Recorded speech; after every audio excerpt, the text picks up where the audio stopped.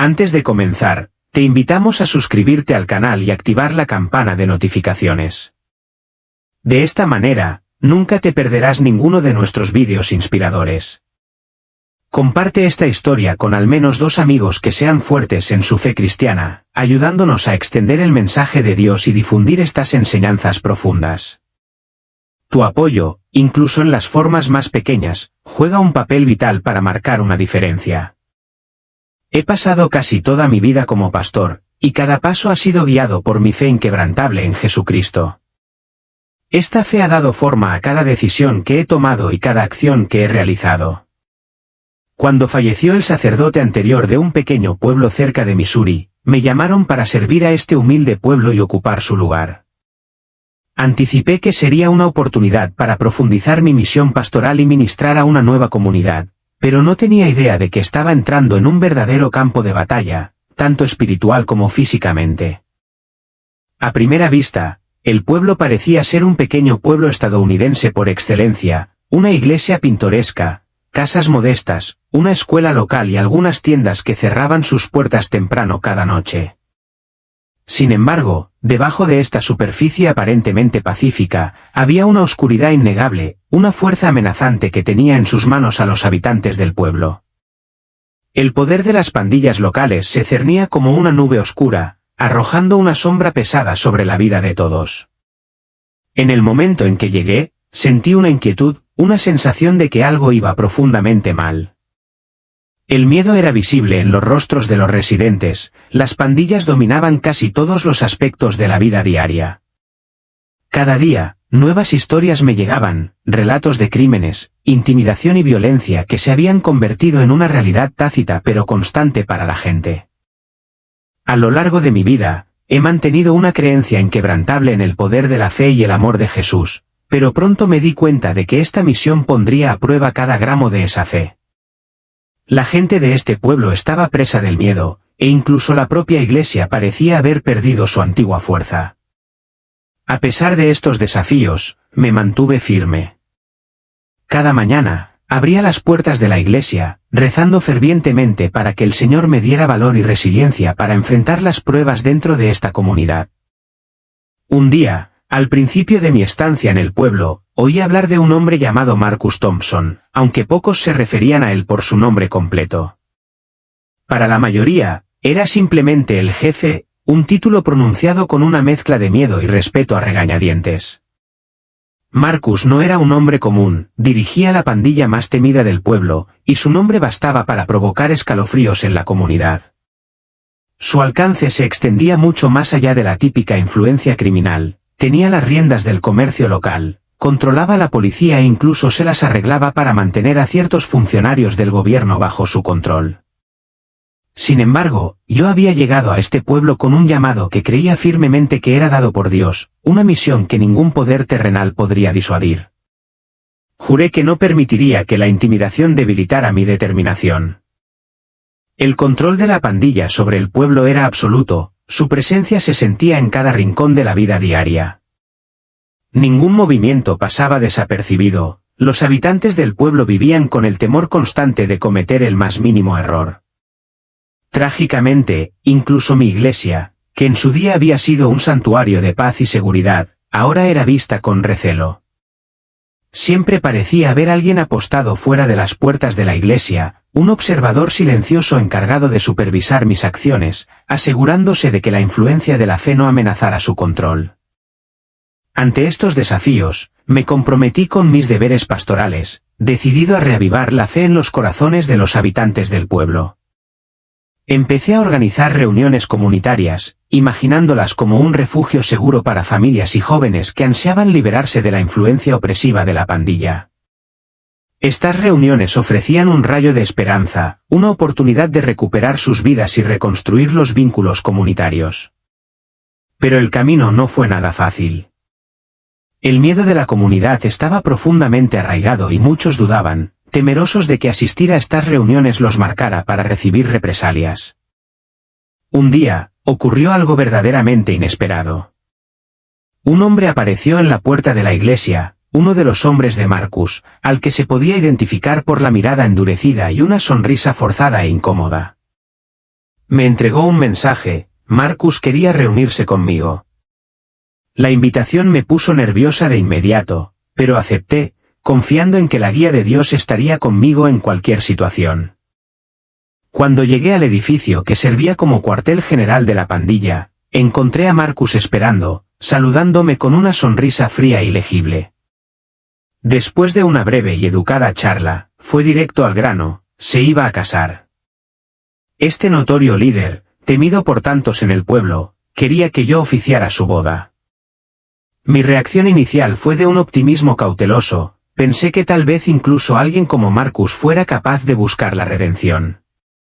Tal vez esta fuera una oportunidad para que la gracia lo alcanzara. Sin embargo, la situación se volvió más compleja cuando me enteré de algo inquietante: Marcus ya estaba casado y nunca había solicitado el divorcio legal. Mi corazón se llenó de inmediato de una tormenta de dudas. El matrimonio, tal como yo lo entendía, era un sacramento sagrado, un pacto que Jesús mismo consideraba sagrado.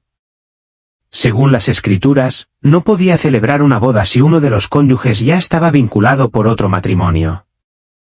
Cuando le conté mi decisión a Marcus, explicándole que no podía oficiar su matrimonio en esas circunstancias, su sonrisa desapareció.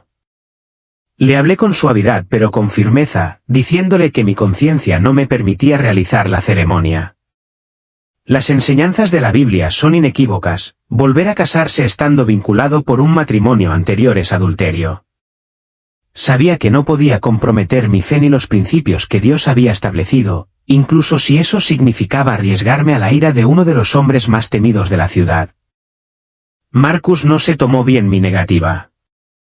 Su rostro se ensombreció, se retorció en una máscara de furia, y comenzó a insinuar las consecuencias. Mediante amenazas apenas veladas, me recordó que negarle no era una opción, y se burló de mi lealtad a la Biblia, insistiendo en que obtendría lo que quería, independientemente de cualquier escritura. Mantuve la compostura, pero en mi interior empezó a apoderarse de mí un profundo temor.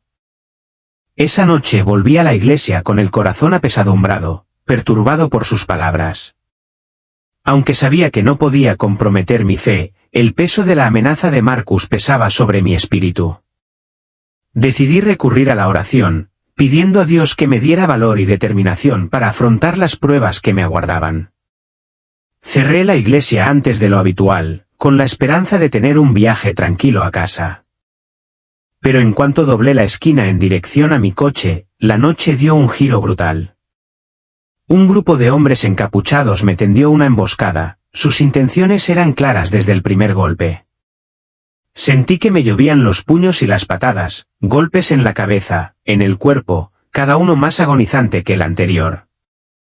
Luché por defenderme, pero el dolor me abrumó rápidamente. En medio del asalto, uno de ellos se inclinó hacia mí, su voz era un susurro bajo y amenazador: cásate con Marcus, o la próxima vez no tendrás tanta suerte. Apenas podía moverme, pero logré llamar a una ambulancia antes de quedar inconsciente. Cuando desperté, me encontré en una cama de hospital, magullado y golpeado, con un pronóstico de al menos una semana antes de que pudiera volver a ponerme de pie.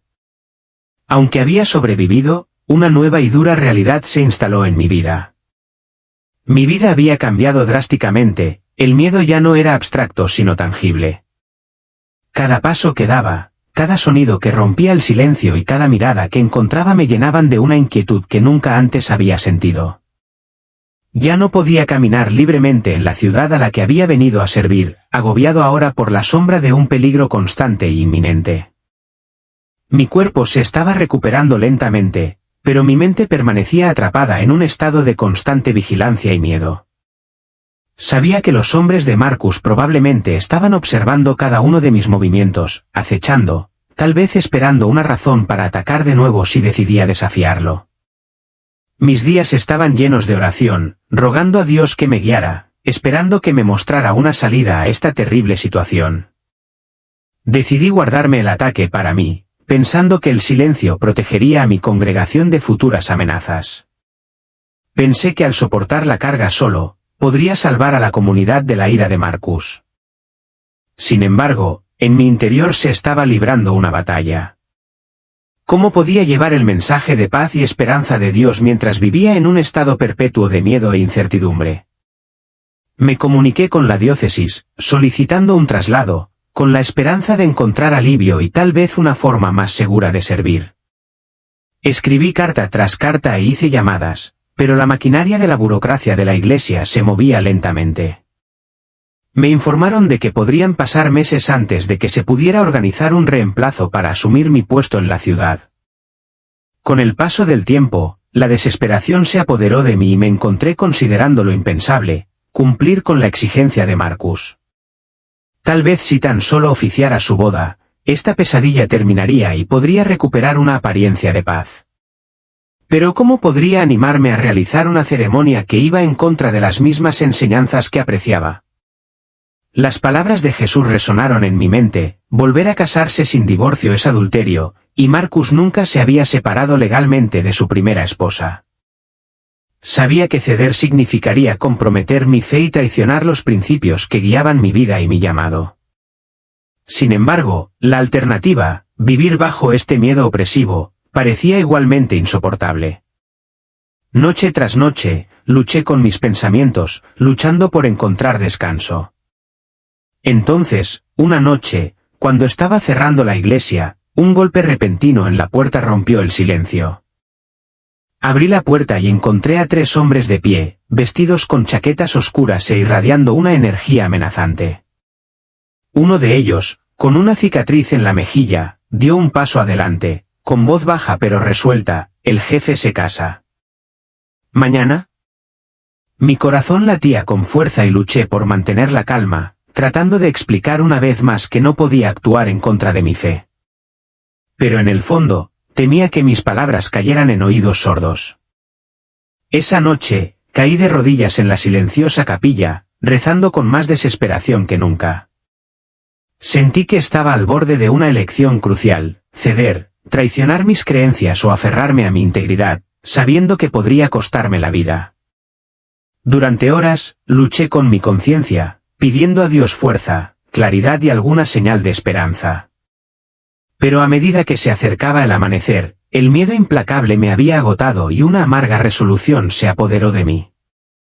No veía otra manera de avanzar: tendría que oficiar la boda de Marcus, incluso si eso significaba violar todo lo que consideraba sagrado. Al día siguiente, con el corazón agobiado por el miedo, entré en la iglesia para realizar la ceremonia. Cada palabra que pronunciaba sonaba hueca, mi voz resonaba por el santuario como un canto sin vida. Miré los ojos fríos y expectantes de Marcus y su novia, sabiendo que estaba renunciando a algo mucho más grande que mi comodidad.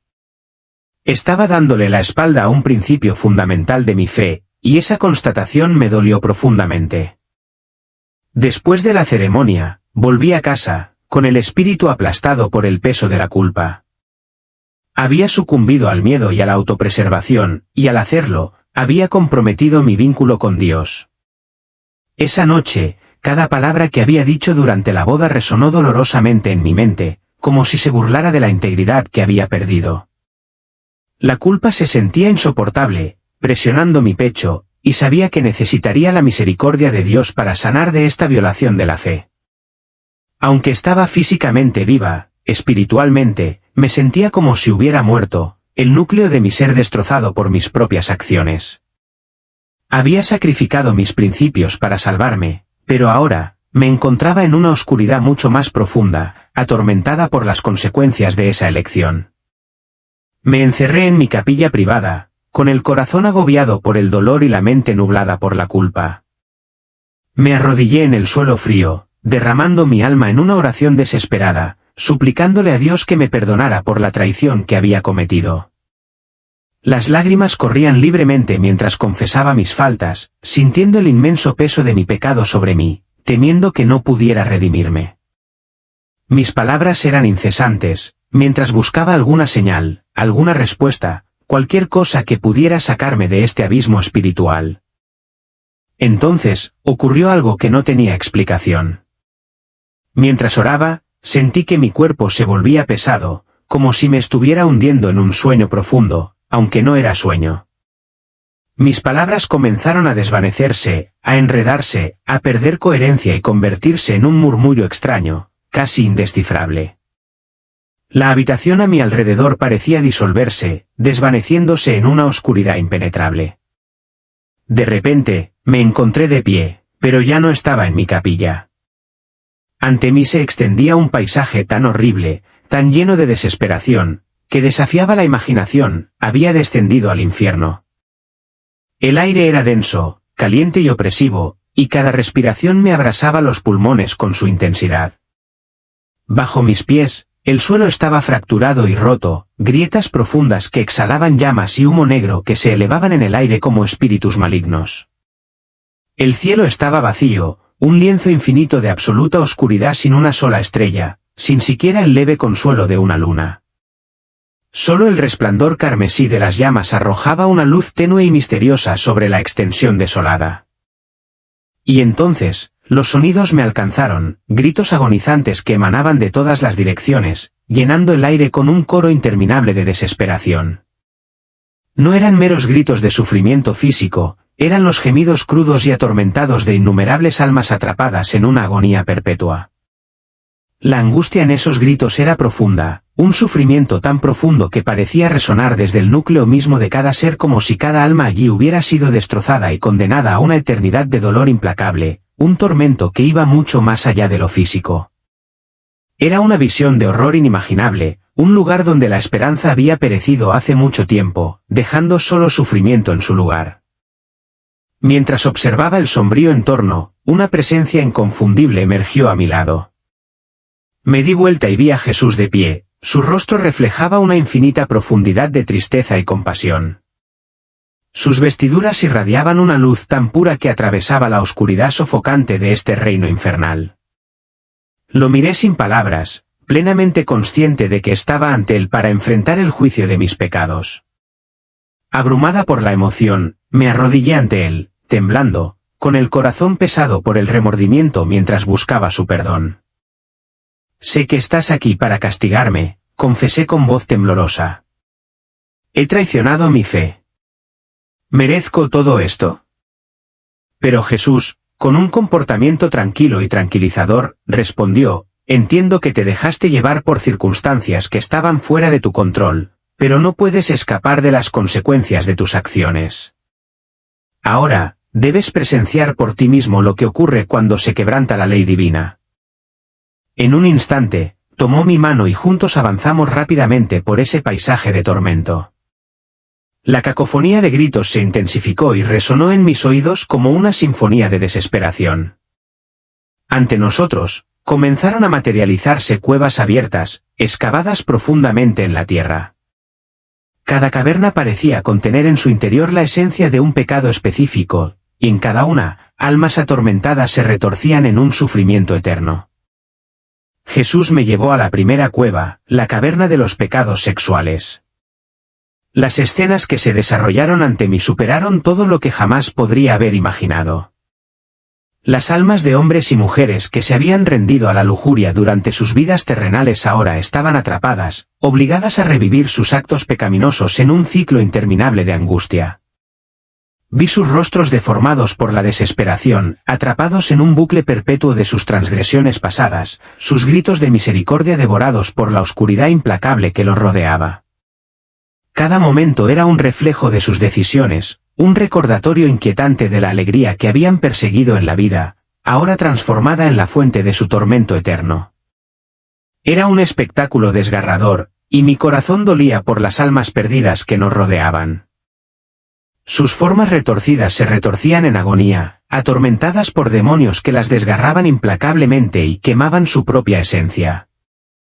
Los gritos de sus almas perforaban el aire, un sonido inquietante que llegaba a lo profundo de mi corazón, haciendo eco de la angustia de su sufrimiento eterno.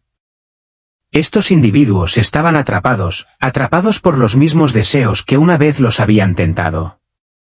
Lo que una vez había sido una fuente de placer fugaz ahora se transformaba en su maldición eterna.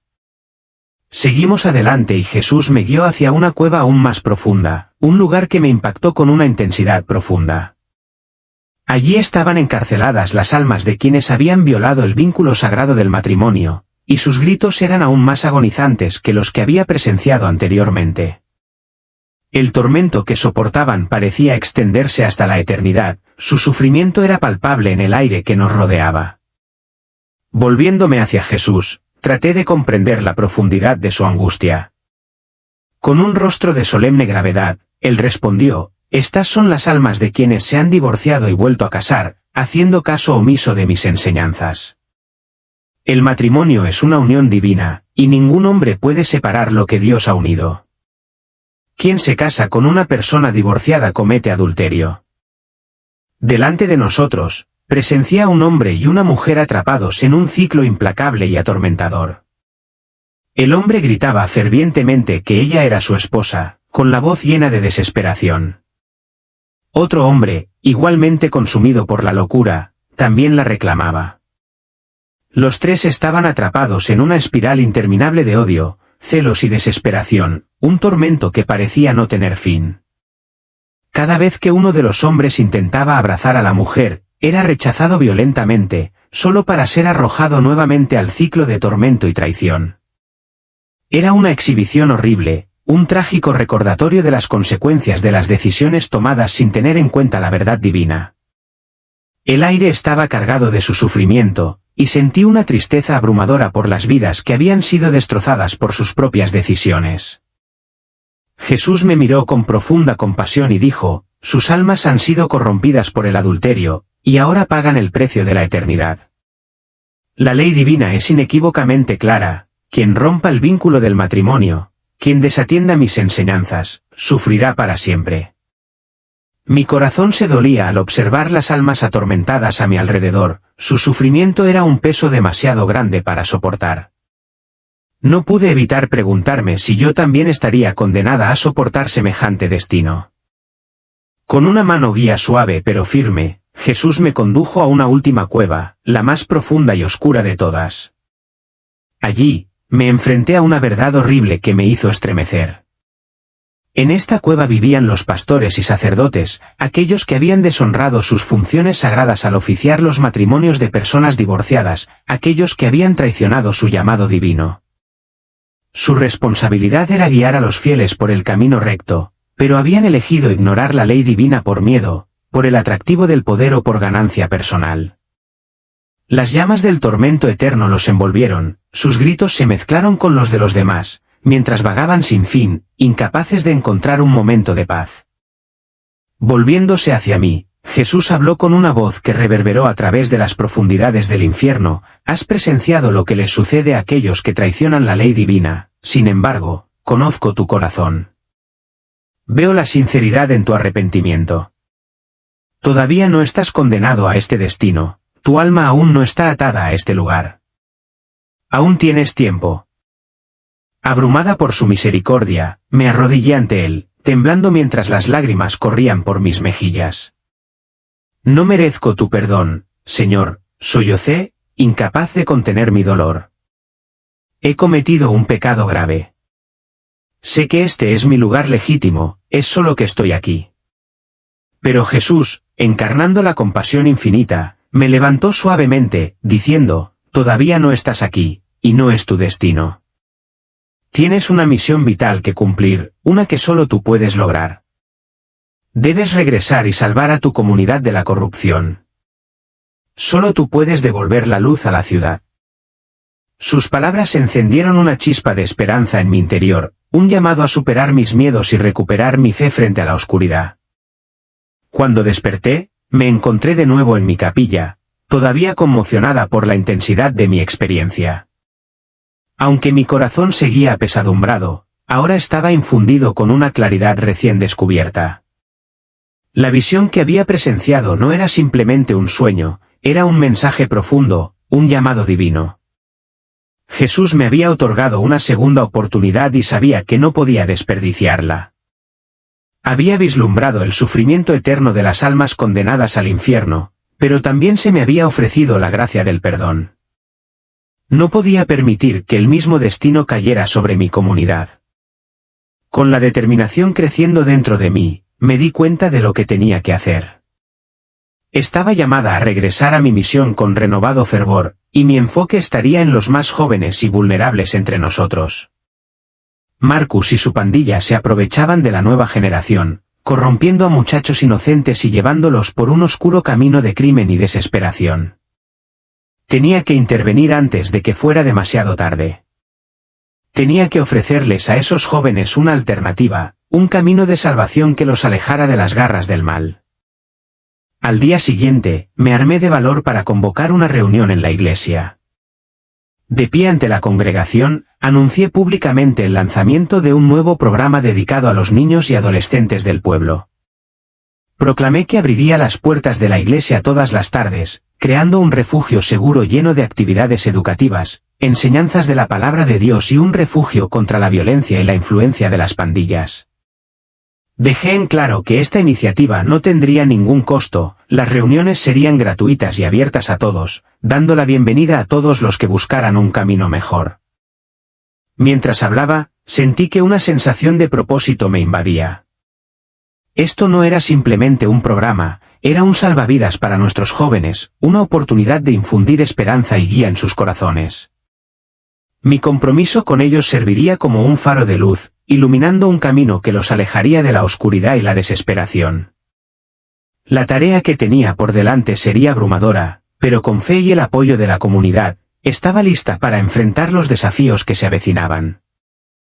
Los primeros días del programa fueron innegablemente desafiantes. Muchos padres dudaban en enviar a sus hijos al centro, atenazados por el miedo a posibles represalias de las pandillas. No podía culparlos, la amenaza era real y amenazante. Sin embargo, entendí que este sería un viaje largo y arduo, pero mi fe se mantuvo firme y creí que Dios me guiaría a través de cada obstáculo. A medida que pasaban los meses, mi dedicación comenzó a dar frutos. Un año después, el programa para jóvenes que había establecido comenzó a florecer. Cada día, decenas de niños y adolescentes acudían a la iglesia, ansiosos de aprender, participar en actividades diseñadas para elevarlos e inspirarlos. Yo había creado un santuario para ellos, un lugar donde podían sentirse seguros y amados, lejos de la violencia generalizada que amenazaba con engullir sus vidas. El cambio dentro de la comunidad era palpable. Los chicos que alguna vez podrían haber sido arrastrados al mundo traicionero de las pandillas ahora encontraron consuelo y fe en el entorno enriquecedor que habíamos construido juntos. Forjamos un vínculo fuerte, unidos en nuestra misión, y juntos estábamos creando algo significativo y duradero. Ya no se trataba solo de mi redención, se había convertido en una misión para salvar a un pueblo entero de las garras de la desesperación. Ni siquiera Marcus y su pandilla podían ignorar el cambio que se estaba produciendo. Sus amenazas se volvieron menos frecuentes, y sorprendentemente, algunos de sus hombres comenzaron a asistir a los servicios de la iglesia, atraídos por la transformación que presenciaban a su alrededor. Esto era una señal de que la esperanza estaba comenzando a penetrar la oscuridad que una vez habían propagado. Reconocí que el camino que teníamos por delante era todavía largo y que no habíamos vencido por completo a las fuerzas malévolas que se cernían sobre la ciudad. Sin embargo, cada día que pasaba, por la gracia de Dios, nos acercábamos más a la redención. La luz de la fe disipó lentamente las sombras del miedo, iluminando un camino hacia la sanación y la unidad. Estaba convencido de que con su ayuda, saldríamos victoriosos, no solo para nosotros sino para las generaciones venideras. Hermanos y hermanas, tomemos un momento para reflexionar sobre el profundo significado del matrimonio, un don sagrado que Dios nos ha confiado y que encarna un vínculo profundo e inquebrantable. Recuerden las palabras de Jesús, lo que Dios ha unido, que no lo separe el hombre. Esta unión divina no es simplemente un contrato social, es un pacto sagrado que estamos llamados a honrar. Ninguno de nosotros tiene el derecho de desmantelar lo que Dios ha creado con amor. Cuando nos divorciamos y nos volvemos a casar sin tener en cuenta las leyes divinas, corremos el riesgo de dañar este vínculo sagrado. Sin embargo, frente a estos desafíos, no desesperes. Dios es misericordioso y siempre hay esperanza para quienes acuden a Él con un corazón sincero de arrepentimiento. Busca su luz, porque incluso en la oscuridad más profunda, solo Dios puede ofrecernos una verdadera redención y guiarnos hacia su gracia infinita. Nunca es demasiado tarde para volver a Él, buscar su perdón y reconstruir lo que se haya roto. Muchas gracias por acompañarnos hoy y quedarse hasta el final de este mensaje. Si este vídeo te resultó valioso, te invito cordialmente a que lo compartas con al menos 2 amigos cristianos. Al hacerlo, no solo recibirás una bendición, sino que también ayudarás a difundir la palabra de Dios a quienes puedan necesitarla. Si aún no lo has hecho, te animo a que te suscribas a nuestro canal y actives las notificaciones, para asegurarte de que nunca te pierdas el contenido edificante que compartimos varias veces a la semana. Esperamos verte en el próximo vídeo. Hasta entonces, que Dios te bendiga abundantemente.